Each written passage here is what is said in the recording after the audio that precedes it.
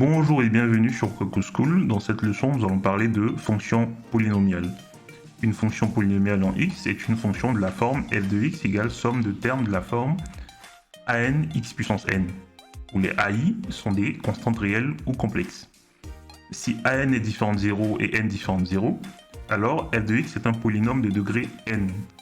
Si an est égal à 1, alors f de x est un polynôme appelé unitaire.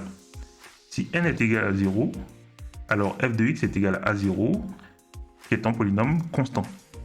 Si A0 différent de 0, alors ce polynôme constant est de degré 0. Si A0 est égal à 0, f de x est le polynôme nul de degré moins l'infini. Quelques propriétés sur les fonctions polynomiales. Soit f de x est un polynôme de degré n et g de x un polynôme de degré m. Alors f de x plus ou moins g de x est un polynôme de degré inférieur à max de m et de n. f de x fois g de x est un polynôme de degré n plus m. Si m est différent de 0, alors f de g de x est un polynôme de degré n fois m. Nous avons jusque-là parlé de fonctions polynomiales à une variable. Par analogie, on peut définir également des fonctions polynomiales de 2, 3 jusqu'à n variables. Soit x1, x2 jusqu'à xn, n variables. Une fonction polynomiale en x1 jusqu'à xn est une somme dont les termes sont de la forme x1 puissance k1 multiplié par x2 puissance k2 jusqu'à xn puissance kn.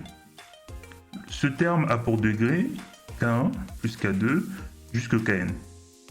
Le degré d'un polynôme de n variables est égal au maximum des degrés de tous les termes du polynôme.